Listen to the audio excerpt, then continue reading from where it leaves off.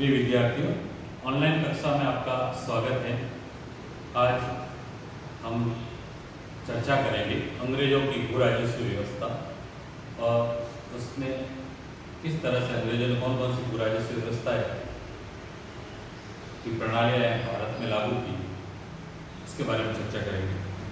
प्राचीन काल से ही शासकों का या राज्यों की जो आय का स्रोत है वो आय का मूल स्रोत रहा है भू राजस्व। इसलिए कोई भी शासक या कोई भी राज्य अपने राजकोष को सुदृढ़ बनाने के लिए समय समय पर भू राजस्व व्यवस्थाओं को सुदृढ़ करता है या नई नीतियां लागू करता है ताकि उसको अधिक से अधिक भू राजस्व प्राप्त हो सके, जिससे वो अपने दूसरे हितों की पूर्ति कर सके। भारत में 1772 में बंगाल में ईस्ट इंडिया कंपनी का स्थायी सत्ता स्थापित होती है और इससे पूर्व जो व्यवस्थाएं थी उस व्यवस्था में परिवर्तन चाहता है भू राजस्व। अंग्रेजों के समय अंग्रेजों ने 3 प्रकार की भू राजस्व व्यवस्थाएं भारत में लागू की: स्थायी बंदोबस्त, रैयतवाड़ी बंदोबस्त और महलवाड़ी बंदोबस्त। 1772 में वॉरेन हेस्टिंग्स बंगाल के गवर्नर जनरल के रूप में इजारेदारी व्यवस्था स्थापित की। इसका मतलब है पहले की व्यवस्था थी जिसको ठेका प्रणाली कहते थे, लेकिन इस व्यवस्था से किसान और कंपनी दोनों को हानि हुई। इसलिए जब कॉर्नवालिस आया और कॉर्नवालिस जो है इंग्लैंड में जमींदार रह चुका है, तो नई तरह की व्यवस्था उसको कंपनी के डायरेक्टर से भी आदेश हुआ कि भू राजस्व को अधिक से अधिक बढ़ाया जाए और एक ऐसा वर्ग तैयार किया जाए जो उनके लिए हमेशा समर्थन में हो। तो एक नई तरह की भू राजस्व व्यवस्था की आवश्यकता पड़ी, तो इससे उन्होंने एक समिति बनाई जिसमें चार्ल्स ग्रांट थे, स्वयं कॉर्नवालिस थे, जॉन सॉर, इन सभी लोगों ने उस पर डिस्कस करना स्टार्ट किया कि कौन सी व्यवस्था की जाए। और सबसे जो बड़े था कि आखिर समझौता किसके साथ किया जाए, कॉन्ट्रैक्ट किसके साथ किया जाए, किसान या जमींदार, कितने वर्ष के लिए किया जाए, स्थायी किया जाए या कुछ वर्षों के लिए किया जाए, और कितना भाग लगान का निश्चित किया जाए। इनमें डिस्कस होने के बाद इन लोगों ने निश्चित किया कि प्रारंभ में 1790 में उन्होंने 10 वर्ष के लिए एक लगान व्यवस्था, भू राजस्व व्यवस्था को स्टैब्लिश किया और उसको 1793 में स्थायी कर दिया। और ये व्यवस्था जमींदारों के साथ, किसानों के साथ न करके जमींदारों के साथ की गई। और लगभग जो उस समय ब्रिटिश भारत था, कंपनी का आधिपत्य वाला भारत था, उसके 19% भाग पर यह व्यवस्था लागू की। बंगाल, बिहार, उड़ीसा, बनारस के रोहिलखंड क्षेत्र और कर्नाटक के उत्तरी क्षेत्र पर यह व्यवस्था लागू की। ये व्यवस्था में अब भूमि पर कृषकों को अधिकार विहीन कर दिया गया, उनको एक खेतिहर मजदूर बना दिया। उसके स्थान पे नए मालिक आ गए हैं, थे वो जमींदार हैं, क्योंकि ये जो व्यवस्था थी वो जमींदारों के साथ की गई थी। ये इस पर जो अधिकार था जमींदारों का वो प्रत्येक अधिकार दिया गया, लेकिन उसके साथ साथ हस्तांतरण। कब तक? जब तक जमींदार निश्चित लगान निश्चित समय पर कंपनी को देता है, तब तक उसके अधिकारों को किसी प्रकार की हानि नहीं होगी। किसानों को एक सामान्य खेतिहर मजदूर के रूप में स्थापित कर दिया, उनके भूमि संबंधी अधिकार छीन लिए। जो परंपरागत रूप से जो जमींदारी व्यवस्था थी उसमें कुछ आमूलचूल परिवर्तन किए गए। यहाँ परंपरागत जमींदार भी नहीं थे, जो कंपनी के जो रूल्स थे या उन्होंने जो कॉन्ट्रैक्ट का बेस बनाया था उसको जो मानने वाले थे, इवन कुछ लोग जो शहरी लोग थे वो भी आगे आए और नए तरह के जमींदार इसमें बने गए। जमींदारों को भूमि का स्वामी बना दिया गया, वो उन किसी भी जमीन को खरीद फरोख्त भी सकता था। अपने उत्तराधिकारी को अपने जीवन काल में या वसीयत के माध्यम से भी उत्तराधिकारी निश्चित कर सकता था। जमींदारों को कंपनी को एक निश्चित लगान देना पड़ेगा, यानी लगान निश्चित कर दिया गया जमींदारों को, जो कि 10/11 कंपनी को देना था और 1/11 स्वयं जमींदार रख सकता था। किसान और कंपनी या सरकार के मध्य किसी प्रकार का संपर्क नहीं था। कंपनी की आय इसमें वृद्धि की गई थी। इसका जो मूल उद्देश्य था कंपनी का, वो था कंपनी बिना, क्योंकि उस समय नई नई कंपनी शासन व्यवस्था में स्थापित हुई थी, तो वो बहुत बड़ा प्रशासनिक जो भार है अपने ऊपर वहन नहीं करना चाहिए, तो बिना कर्मचारियों पर वहन किए गए वो आय का एक निश्चित स्रोत प्राप्त करना चाहिए। एक तो उद्देश्य। दूसरा और मूल उद्देश्य था कंपनी को राजनीतिक अधिकार तो प्राप्त कर लिया था, लेकिन उसको सामाजिक आधार की आवश्यकता थी। और सामाजिक आधार कैसे मिलेगा?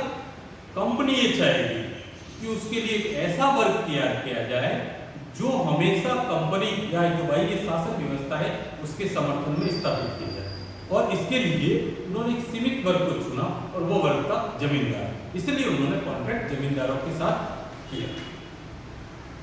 अब बहुत सारे विद्वानों ने इसकी समीक्षा की और इस समीक्षा से उसके लाभ और हानि दोनों ही थी। कंपनी को जो लाभ करके दिया गया है तो इसमें सबसे अधिक लाभ था वो कंपनी, यानी कंपनी को लाभ था कि एक नई व्यवस्था नए क्षेत्र में स्थापित की और बिना किसी प्रशासनिक वहन के उसको एक निश्चित आय प्राप्त हो रही थी,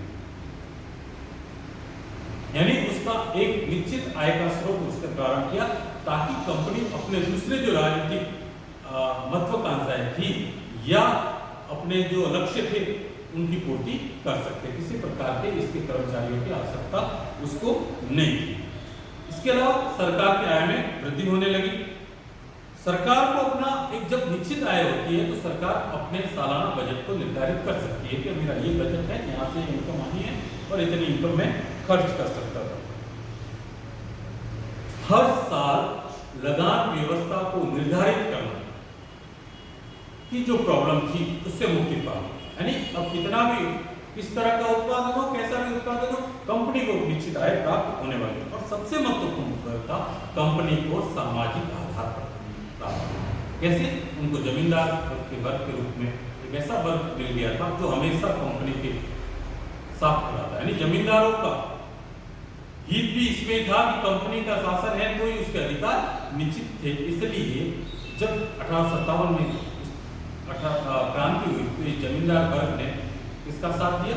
कंपनी का साथ दिया। दूसरा जो लाभ हो रहा था वो जमींदारों को, एक नए तरह के जमींदार जो दूसरे जो परंपरागत रूप से जमींदार नहीं थे वो सारे के सारे नए जमींदार स्थापित किए गए और स्थायी भू मालिक बन गए। दूसरा, उनको एक निश्चित रकम प्राप्त होनी थी। उस निश्चित रकम का जो एक निश्चित भाग था वो कंपनी का है। अगर उससे अधिक वसूल कर दिया तो किसका भाग होगा? जमींदार। तो जमींदारों की इनकम में भी लाभ, इससे जमींदार और अधिक मात्रा में समृद्ध हुए। इसके साथ साथ जमींदारों को कुछ जमींदार थे जो कृषि कार्यों में और अधिक भागीदारी निभाने लगे ताकि उनको अपनी उत्पादन क्षमता को भी बढ़ाया जाए। जब कृषि उन्नत होती है तो व्यापार और उद्योग अपने आप ही समृद्ध होने लगते हैं और यहाँ पर भी ये हुआ। सूबे को आर्थिक संपदा में मिलने लगी, लेकिन इसकी सबसे जो नेगेटिविटी हानि थी वो कृषकों के साथ, यानी इस व्यवस्था ने कंपनी को लाभ पहुंचाया, जमींदार वर्ग को लाभ पहुंचाया, लेकिन हानि किसको हो रही थी? जो इस भू राजस्व का सबसे बड़ा स्रोत था किसान, उसको सबसे ज्यादा हानि थी। कैसे? क्योंकि एक तो वो भूमिहीन हो गए। जमींदारी व्यवस्था पहले भी थी, जागीरदारी व्यवस्था मुगलों के काल में थी और प्राचीन काल में भी थी, लेकिन भूमि पर स्थायी अधिकार किसका था? किसानों का। उनको एक निश्चित मात्रा में लगान जमा करना था। यहाँ क्या किया उन्होंने?